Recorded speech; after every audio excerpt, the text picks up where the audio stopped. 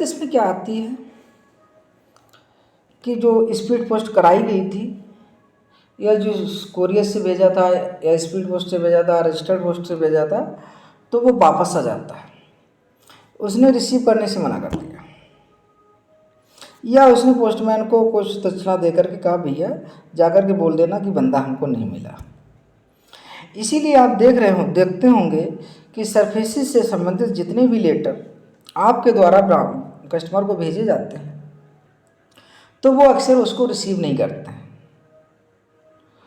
और उसको पोस्टमैन को दक्षिणा देकर के कह देते हैं कि इसमें लिख दो कि लोकेटेड नहीं है, क्योंकि अगर वो रिजेक्ट करता है लेने से तो ये इक्विवेलेंट है रिसीव करने के। ठीक है, तो अगर 13(2) या कोई भी डिमांड नोटिस जब हम बारोवर के लिए भेजते हैं और बारोवर उसको लेने से इनकार कर देता है तो इसका मतलब ये है कि उसने एक्सेप्ट कर लिया, यानी एक्सेप्ट करने के इक्विवेलेंट होता है रिजेक्ट, मतलब डिनाई करना। तो इसमें कस्टमर भी बड़ा स्मार्ट है। वो क्या करता है, कुछ दक्षिणा दी, उसको बोला कि भैया इसमें लिख दो कि हमें लोकेटेड नहीं हुआ, बंदे का पता नहीं चला, बंदा हमको नहीं मिला, घर गए हमको ताला लगा मिला। अब लेटर तो आपके पास वापस आएगा, अब आप क्या करेंगे? तो इस कंडीशन में आपको क्या करना है, उसका 2 अखबारों में पब्लिश करवाना है। साथ ही साथ आपको क्या करना है कि उस 13(2) को जो प्रॉपर्टी आपने मॉर्टगेज कर रखी है, उसका घर है या कमर्शियल प्रॉपर्टी है, जो भी प्रॉपर्टी है, उस प्रॉपर्टी पे जाकर के उस 13(2) को चिपटाना है, उस 13(2) को पेस्ट करना है। उस 13(2) को जब पेस्ट करेंगे और उसका ध्यान रहे कि उसी प्रॉपर्टी पे प्रिफेयर होना चाहिए जो प्रॉपर्टी बैंक के पास में मॉर्टगेज है। उसका एक वीडियो रिकॉर्डिंग भी आप लोगों को करना है, जिसको सुरक्षित फाइल के साथ में उसकी सीडी बना करके या जैसे भी उचित हो वो लगाना है, और फ़ोटो भी लगाना है खींच करके, विद हो सके तो जीपीएस कैमरा के माध्यम से भी आप फ़ोटो खींच करके फाइल में लगा सकते हैं। अब इसका क्या फ़ायदा हुआ कि कल को वो कोर्ट में जाएगा तो डिनाई नहीं कर पाएगा, क्योंकि हमने 100 केस ऐसे देखे हैं डीआरटी में कि जब डीआरटी में जाते हैं तो वहाँ पर कस्टमर यही कहता है कि हमको बैंक ने इन्फॉर्म ही नहीं किया, टोटली डिनाई कर जाता है। तो उस केस में ये चीज़ें हमको मानने रखती हैं कि भाई हमने आपको पोस्ट से भी भेजा था, हमने आपके घर पर भी चिपटाया, हमारे पास देखो वीडियो है, हमारे पास ऑडियो है, हमारे पास फोटोग्राफ है, तो ये सारी चीज़ें हमारे पास में है। अब ठीक है, अब ये तो था कि उसने रिजेक्ट कर दिया, मतलब उसने डिनाई कर दिया लेने से, तो उसका तो हमने ये सोल्यूशन आपको बता दिया। अब मान लीजिए आपने जो भेजा था और वो उसने रिसीव कर लिया, तो उसके लिए पहली कंडीशन तो ये थी कि आप एक्नॉलेजमेंट ड्यू में भेजें, कोशिश करें एक्नॉलेजमेंट ड्यू में भेजें। अगर आप उसको एक्नॉलेजमेंट ड्यू में कर नहीं भेजते हैं तो फिर आपके लिए वो प्रॉब्लम का विषय है कि कल को आप कोर्ट में जस्टिफाई नहीं कर पाएंगे। तो उस समय आपके लिए एक चीज़ मददगार बनेगी, वो क्या बनेगी कि जो आपने भेजा था उसको नोटिस, आपने एडी तो किया नहीं, तो आपके लिए क्या चीज़ मददगार बनेगी, उसके लिए आप जो आपने रजिस्टर्ड पोस्ट से कराया था उसका ट्रैकिंग रिकॉर्ड उसकी साइट से जा कर के प्रिंट करके उस फाइल में लगा करके रख लीजिए, जिससे ये रहेगा कि इस डेट को वो नोटिस उसको प्राप्त हुआ। अब दोनों सिचुएशन क्लैरिफाई हो गई। पहली सिचुएशन थी तो भाई उसने रिजेक्ट कर दिया, मना कर दिया, तो उसके लिए हमने बता दिया भाई अखबार में पब्लिश कराओ, उसके घर पर जा करके चिपटाओ, पेस्ट करो, फ़ोटो खींचो, वीडियो बनाओ, जितना ज़्यादा हो सकता है उतना करके फाइल के साथ में रखो। और दूसरा उसका डिलीवरी रिसिप्ट जो है वो ट्रैकिंग रिकॉर्ड उसका प्रिंट करके फाइल के साथ में लगाओ। अब उसको मिल गया पार्टी को, अब क्या होगा? अब होगा कस्टमर ब्रांच में आएगा और बोलेगा कि हमें अकाउंट स्टेटमेंट दे दो, ठीक है। और उस अकाउंटमेंट स्टेटमेंट के साथ ही एक छोटा सा एप्लीकेशन दे देगा, और उस एप्लीकेशन में लिखा रहेगा कि हम आपका पैसा जल्द से जल्द अतिशीघ्र जमा करा देंगे। और वो स्टेटमेंट लेकर के चला गया कि हमको भाई स्टेटमेंट दे दिया जाए और हम आपका जो पैसा है वो जल्दी से जल्दी हम जमा करा देंगे। अब क्या हुआ, कस्टमर तो चला गया, तो हमने स्टेटमेंट में दे दिया, हम तो मतलब अब हमको कोई चिंता नहीं है। अब क्या होगा, जब आप 13/4 करेंगे, इसकी नेक्स्ट जब आप 13/4 करेंगे, अब हम डिटेल में बताएंगे 13/4 क्या होता है। 13/4 करेंगे या सिंबॉलिक पोजीशन लेंगे, उसी समय वो बंदा कोर्ट में जाकर के कोर्ट में अपना ऑब्जेक्शन राइज करेगा। वो कहेगा माय लॉर्ड, वो कहेगा अपने वकील के माध्यम से कि हमने बैंक से कुछ समय मांगा था और अकाउंट स्टेटमेंट मांगा था। बैंक ने हमको अकाउंट स्टेटमेंट तो दे दिया, लेकिन जो हमने समय मांगा था या जो हमने उनको बोला था इतने दिन में जमा कर देंगे, उसका बैंक की तरफ से कोई रिप्लाई नहीं दिया गया। इसलिए ये जो इसने सिंबॉलिक पोजीशन लिया है तो वो नल एंड वाइड है, वो नल एंड वाइड है। डीआरटी में प्रिसाइडिंग ऑफिसर भी बोलेगा कि ठीक है, नल एंड वाइड है, आपके साथ जाएंगे, है ना। तो इस केस में क्या होता है कि जो सबसे इम्पोर्टेंट सेक्शन है वो 13(3) की है। ओके, सबसे इम्पोर्टेंट सेक्शन कौन सी है, 13(3) है।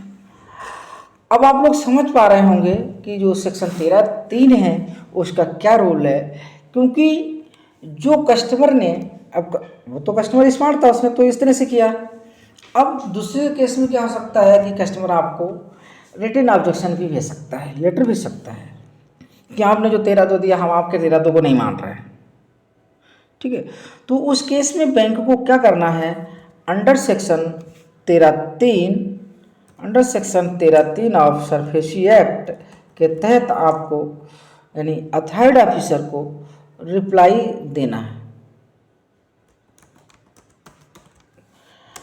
ठीक है। यानी कस्टमर ने 13(3) जो है उसका इसने फ़ायदा उठाया, और फ़ायदा उठा करके क्या किया, फ़ायदा उठाया और फ़ायदा उठा करके क्या किया, इसने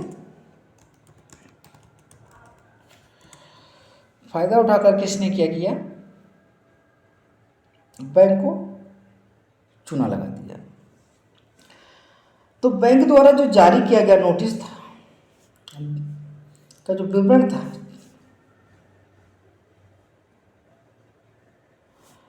तो उसका जवाब देना मैंडेटरी हो जाता है। कुछ तो डायरेक्ट देंगे, कुछ इनडायरेक्ट आता है। इनडायरेक्ट कैसे, हमने आपको बताया था भाई, वो स्टेटमेंट ले जाएगा ऐसे। तो इसमें जो टाइम लिमिट दी गई है एक अथॉराइज्ड ऑफिसर के लिए, वो 15 डेज की है। borrower guarantors mortgager within 15 days from the date of the receipt of this representation or objection, कि जिस डेट को बैंक ने ऑब्जेक्शन को रिसीव किया, बैंक ने ऑब्जेक्शन को प्राप्त किया, उसके विदिन 15 डेज के अंदर उसका रिप्लाई देना मैंडेटरी हो जाता है। अब सवाल ये उठता है कि मान लीजिए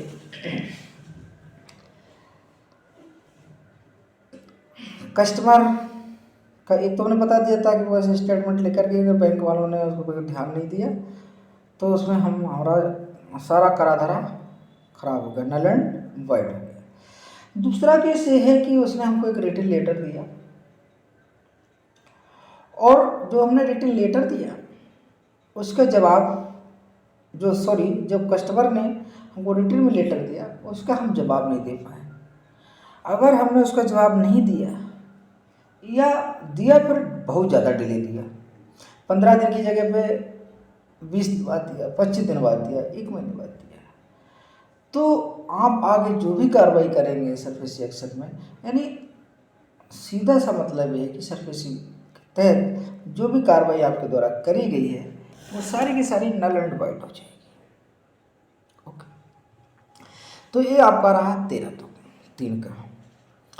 अब भाई रिप्रेजेंटेशन उसने लगाया था, उसका आपने जवाब भी दे दिया। 13/2 में जो डिमांड नोटिस भेजते हैं उसमें 60 दिन का टाइम देते हैं। कितने दिन का टाइम देते हैं? 60 डेज का टाइम देते हैं। अब हमने नोटिस दिया उसको, 13/2 का डिमांड नोटिस दिया, इशू हो गया, उसने 13/3 के तहत मतलब उसने ऑब्जेक्शन राइज किया, अथॉराइज्ड ऑफिसर ने 15 दिन के अंदर रिप्लाई दे दिया। अब आगे आफ्टर 60 डेज के बाद फिर क्या है, आप 13/4 अंडर सेक्शन 13/4 का फायदा आप उठा सकते हैं और 13/4 कर सकते हैं। 13/4 को सिंपल भाषा में हम सिंबॉलिक पोजीशन भी कहते हैं। इसमें सिंबॉलिक पोजीशन भी हो सकता है और फिजिकल पोजीशन भी हो सकता है। अब जब हम 13/4 करने जाएंगे, अब यहाँ पर हमें बहुत कुछ अपने दिमाग में रखना है। वो ये रखना है कि अब सबसे पहले तो हम ये जान लेते हैं कि 13/4 जो है हम कब दे सकते हैं। ये डिमांड नोटिस के 60 दिन के बाद में दे सकते हैं, ठीक है। 60 दिन के बाद कब दे सकते हैं, हमने पूरी आपको हिस्ट्री बता दी कब दे सकते हैं। तो उसमें लिखा रहता है कि हमने आपको जब 13/4 करते हैं तो हमने उसमें लिखा रहता है 13/4 में कि इस स्टेट को हमने आपको डिमांड नोटिस दिया गया था आपके लिए, लेकिन आपने इसको संज्ञान में नहीं लिया, या संज्ञान में लिया लेकिन आपने इसकी कंप्लांस करने की ज़रूरत नहीं समझी। इस करके अब हमको ये कार्रवाई अथॉराइज्ड ऑफिसर अंडर सेक्शन 13/4 के तहत और अंडर सेक्शन 13/12 के तहत, अंडर सेक्शन 86 के तहत आपको ये इन्फॉर्म कर रहा है कि आगे जो भी संपत्ति हमारे पास में बैंक के पास में रखी हुई है हम उसको बेच सकते हैं, या जो भी उचित कार्रवाई है वो करने के लिए बाध्य हो। तो 13/4 आप समझ गए। 13/4 just like the demand notice की तरह एक नोटिस होता है जो 60 दिन के बाद में दिया जाता है, जो 60 डेज के बाद में दिया जाता है, ठीक है। और इसमें वही 13/2 का डिमांड का जिक्र रहता है कि भाई हमने आपको इस नोटिस दिया था, इन लोगों को नोटिस दिया था, लेकिन हमने पैसा नहीं जमा किया, इसलिए अथॉराइज्ड ऑफिसर जो है अपनी कार्रवाई कर रहा है। इसके तहत जो बैंक है वो पोजीशन ले सकती है, उसके मैनेजमेंट को भी अब हैंड ओवर कर सकती है, या किसी व्यक्ति को अपॉइंट भी किया जा सकता है उसकी एसेट्स को मैनेज करने के लिए। जैसे मान लीजिए कोई एक कंपनी है, तो कंपनी का जो मैनेजमेंट है तो उस पर बैंक अपने बंदे को बैठा सकती है, ये अथॉराइज्ड ऑफिसर को पावर दी हुई है। हालांकि अमूमन ऐसा होता नहीं है, डीआरटी के माध्यम से ही, कोर्ट के माध्यम से ही ऐसी नौबत आती है। और बैंक को ये राइट होता है कि वो थर्ड पार्टी से भी अपनी एसेट को प्राप्त कर सके, थर्ड पार्टी। अब जैसे मान लीजिए एक व्यक्ति को हमने बैंक ने लोन दिया था, ये डिफॉल्टर हो गया, इसमें हमने 13/2 दे दिया, इसकी संपत्ति पे 13/4 दे दिया। अब क्या हुआ, अब कस्टमर होशियार है ना, उसने क्या कर दिया, किरायादार रख दिया घर में। जब किराएदार रख दिया तो अब आप उसका घर खाली कराने में भी वो दिक्कत अड़चन डाल सकता है किराएदार, है ना। तो इस कंडीशन में ये हो सकता है कि बैंक डायरेक्ट उस किराएदार से जो पैसा उसमें जमा कर रहा है, जो पैसा उसको देगा बारोवर एज अ किराए के रूप में, उस किराए के पैसे को डायरेक्ट वो बैंक में भी जमा करा सकता है। मतलब बैंक का उससे किराएदार से कह सकती है कि भाई ये घर तो ओवरऑल बैंक का हो है, क्योंकि बैंक ने इसे अपने पोजीशन में ले रखा है, चाहे वो सिंबॉलिक पोजीशन ही क्यों ना हो। भाई देखो 13/4 क्या है, एक पोजीशन ही है, पोजीशन का ही पोजीशन है, सिंबॉलिक पोजीशन। अगर फिजिकल पोजीशन कर लें तब तो भैया हम ताली वगैरह डाल देंगे उसमें, है ना। तो ये चीज़ होगी। अब हमने मतलब उसे कहने का मतलब ये है कि सरफेसी एक्ट हमको ये पावर पर देता है कि हम थर्ड पार्टी से भी पेमेंट ले सकते हैं।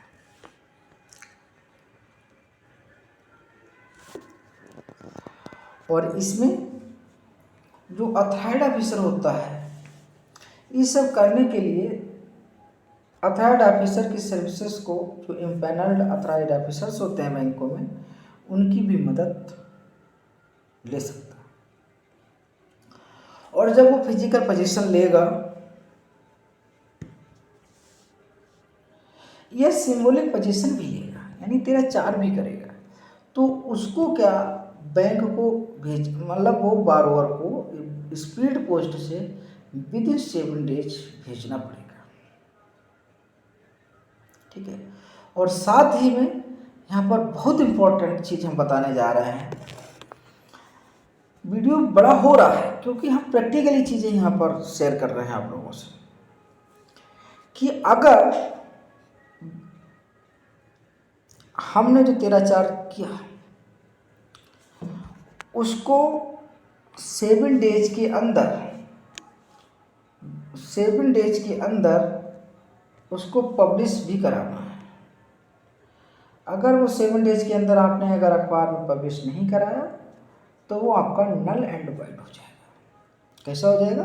नल एंड वाइड हो जाएगा, आपको दोबारा से करना पड़ेगा। तो एक तो न्यूज़पेपर में विद इन 7 डेज, दूसरा पार्टी को भी आपको by speed post, registry, email इत्यादि के माध्यम से भेजना है। अब 13/2 वाली सिचुएशन इसमें भी क्रिएट हो सकती है, हो सकता है वो रिसीव ही ना करे। अगर वो रिसीव नहीं करता है तो आपको 2 अखबारों में पब्लिश कराना है और उसके घर पर चिपटा करके वीडियो बनाना है, फोटो खींचना है। अगर रिसीव कर लेता है तो वेल एंड गुड। अगर रिसीव कर लेता है तो उसका एक्नॉलेजमेंट ड्यू के साथ में आपको भेजना है उसको।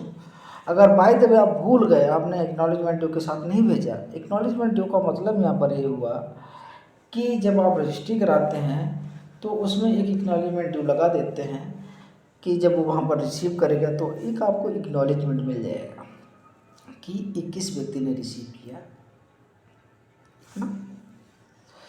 अगर वो नहीं है तो आप उसका, जैसे मान लीजिए कोरियर से भेजा है तो कोरियर का रिकॉर्ड आपको ट्रैकिंग रिकॉर्ड निकाल लेना है। अगर आपने मेल से भेजा तो मेल का प्रिंट आउट तो रखना ही है, साथ में उसको रजिस्टर्ड या स्पीड पोस्ट से भी भेजना है, उसका भी ट्रैकिंग रिकॉर्ड आपको फाइल के साथ में लगा करके रखना है। ठीक है। अब 13/4 सिंबॉलिक पोजीशन चला गया, 7 दिन के अंदर आपने पब्लिश करा दिया। ठीक है। इन सारी चीज़ों की एक रिकॉर्ड बना करके रखना है। ये जो अखबार में पब्लिश होगा उसका भी न्यूज़पेपर आपकी फाइल के साथ में लगा होना चाहिए। ठीक है। अब पोजीशन हम मान लीजिए फिजिकल पोजीशन लेने के लिए बढ़ते हैं। अब यहाँ पर हम फिजिकल पोजीशन 2 तरह से लिया जाता है। जो फिजिकल पोजीशन लेंगे वो 2 तरह से लेंगे। पहला तो ये हो गया फिजिकल पोजीशन लेने के लिए कि कस्टमर अपनी स्वेच्छा से पोजीशन देता है। अगर जब कस्टमर अपनी स्वेच्छा से पोजीशन देगा तो अथॉराइज्ड ऑफिसर को एक इन्वेंटरी बनानी है कि इसके घर पर क्या क्या चीज़ें हमको मिली, और उसमें उनके सबके साइन कराना है, विटनेस लेनी है, और जो पंचनामा बनेगा, जो इन्वेंट्री बनेगी, उसकी एक फोटोकॉपी, उसकी एक कॉपी भी उस व्यक्ति को देना पड़ेगा। एक कॉपी भी उस व्यक्ति को देनी होगी। किस व्यक्ति को? जो बारोवर है, बारोवर है, गारंटर है, जो भी अवेलेबल है। लेकिन इसमें प्रिफर कीजिएगा कि बारोवर को गारंटी, मतलब कि बारोवर का घर हमने कब्जे में लिया है ना, तो उसको हैंड ओवर करना। क्योंकि भाई देखो, हमने क्या बताया कि दो स्थिति हो सकती है। एक तो स्थिति ये हो सकती है कि बारोवर अपनी स्वेच्छा से दे दे, एक स्थिति है बारोवर अपनी स्वेच्छा से ना दे। तो यहाँ पे जो बात हो रही है वो ये हो रही है कि बारोवर अपनी स्वेच्छा से नहीं दे, स्वेच्छा मतलब अपनी स्वेच्छा से दे रहा है। जब वो स्वेच्छा से दे रहा है तो उस कंडीशन में क्या करना है? जब वो स्वेच्छा से दे रहा है तो इन्वेंट्री बनानी है, पंचनामा वगैरह बनाना है और उसकी एक कॉपी उसको हैंड ओवर कर देना है। ये तो हो गया, उसको कॉपी कर, हमने उसके ताला लगा दिया, उसमें सील लगा दी, बैंक की मोहर लगा दी और लॉक कर दिया। उसके बाद में हमने उस प्रॉपर्टी को बेचने के लिए ई एक्शन में प्रोसीड कर दिया। एक हम सेपरेट वीडियो बनाएंगे ई एक्शन की सारी प्रोसेसिंग का, क्या उसका प्रोसीड्यूर है। तो ये हो गया। अब दूसरी कंडीशन ये है कि वो घर में घुसने नहीं दे रहा है, घर के पास पहुंचने नहीं दे रहा है, धनाढ़ है, बड़ा आदमी है, तो अब क्या करोगे? तो अब ऑथराइज्ड ऑफिसर के पास दो रास्ते हैं।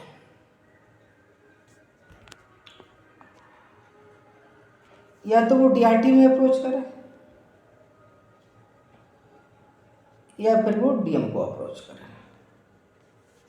तो चूंकि डीआरटी है, ये थोड़ा इजिएस्ट नहीं पड़ेगा। DRT is the last resort, तो सब वो अप्रोच करें डीएम के यहाँ। डीएम के यहाँ अपना फाइल लगाए, जिसको कहते हैं डीएम परमिशन।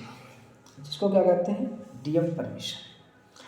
अब हम डीएम परमिशन अंडर सेक्शन 13(4) के तहत, डीएम परमिशन अंडर सेक्शन 13(4) के तहत, तो जो डीएम परमिशन है वो सरफेसी एक्ट के अंडर सेक्शन 13(4) के तहत होती है। नहीं सर, यही तो हम आपके माइंड प्रेजेंस या माइंड देखना चाह रहे थे। ऐसा नहीं, 13(4) में हमारा सिंबॉलिक हो जाएगा, पोजीशन हो जाएगा, चाहे वो सिंबॉलिक हो या फिजिकल।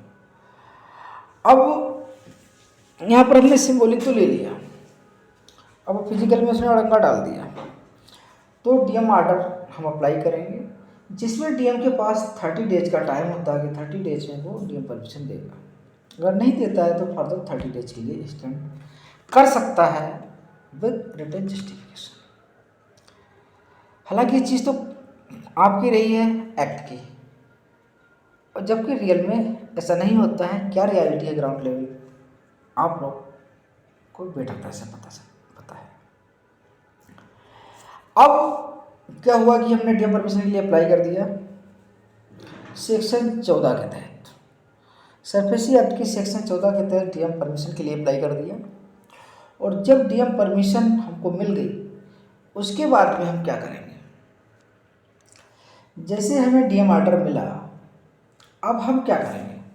डीएम ऑर्डर के सेक्शन के तहत मिला, सेक्शन 14 के तहत, under section 14 of SARFAESI act, ठीक, के तहत हमको डीएम परमिशन मिल गई।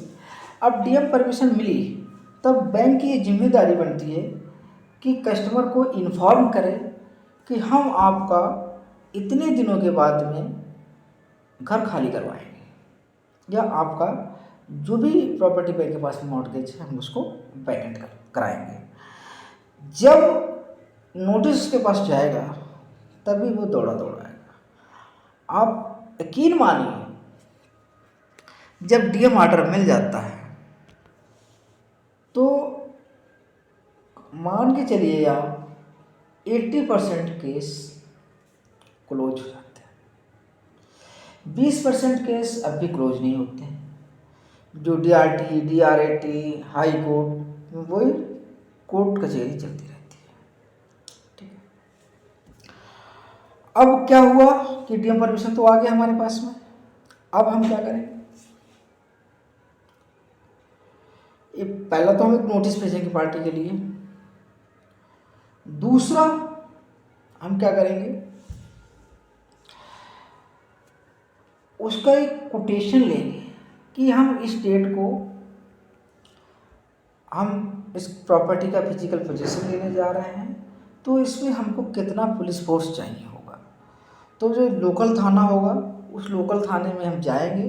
लोकल थाने का जो स्टेशन हाउस ऑफिसर होगा, स्टेशन हाउस ऑफिसर होगा, उससे हम कांटेक्ट करेंगे। वो वहाँ की सिचुएशन को देखेगा कि बंदा साधारण है या पावरफुल है, बंदे की लेवल को देखेगा। जब वो बंदे की लेवल के हिसाब से क्या करेगा, उसमें वो कर देगा। नंबर ऑफ पुलिसमैन डिसाइड कर लेगा, वो आपको लिख करके दे देगा कि जब आपने उसको एसएचओ को एप्लीकेशन दी कि ऐसी ऐसी स्थिति है, हमको फिजिकल लेना है, उसने बना करके दे दिया 5 हमको एसआई चाहिए, 5 हमको कांस्टेबल लेडीज चाहिए, 10 हमको कांस्टेबल में मतलब जेंट्स चाहिए। इसका कोटेशन बना करके देगा। उस कोटेशन को आप एसएसपी साहब के यहाँ लेके जाएंगे। वो वहाँ पर आपको एक प्रिस्क्राइब्ड अमाउंट बताएंगे कि आप इतनी अमाउंट का टीडी, आजकल तो कई एक जगह पे आरटीजीएस एनईएफटी से भी लेने लगे हैं, लेकिन अमूमन डीडी बनाते हैं। अब उसका कोटेशन जाएगा बैंक के पास में। अब बैंक के पास में 2 ऑप्शन है। पहला ऑप्शन है कि एनफोर्समेंट एजेंट पेमेंट कर दे, फाइनल जब बिल होगा तब उसमें पेमेंट कर दिया जाएगा उसको। दूसरा है बैंक पेमेंट कर दे और उसको लिटिगेशन मेमोरेंडम में डाल दे, यानी कि उसको मैनुअल रजिस्टर और सिस्टम में उसको मेमोरेंडम क्लाबैक खड़ा कर दे, ताकि जब कल को अकाउंट क्लोज हो तो वो एक्सपेंसेस पार्टी से रिकवर किया जा सके। ठीक है। अब वो एसएसपी साहब के पास गया, उन्होंने वो कोटेशन दे दिया, बैंक ने उसकी फीस पेमेंट कर दी, आइदर हिमसेल्फ और या तो खुद उसने कर दी या फिर एजेंसी के माध्यम से कर दी। जैसे फीस आएगी उसके बाद में आप लोकल एसएचओ के माध्यम से, तहसीलदार के माध्यम से, या जो भी मजिस्ट्रेट है जिसको भी डिपेंड करता है मेरिट ऑफ केसेस पे। अगर केस बहुत हाईलाइट है तो उसमें हो सकता है ईडीएम, एसडीएम, तहसीलदार, एसएचओ, ये सारे लोग जाएं। अगर छोटा मोटा केस है तो हो सकता है केवल एसएचओ ही जाकर के खाली करा दे। तो ये डिपेंड करता है। तो आई थिंक दोस्तों ये हमारा सरफेसी का सेक्शन 13(2), 13(3), 13(4) और सेक्शन 14 हमने आप लोगों को समझाने की कोशिश की। अगर आप लोगों को ये अच्छा लगा हो तो प्लीज़ इसमें अपना कमेंट ज़रूर दीजिएगा।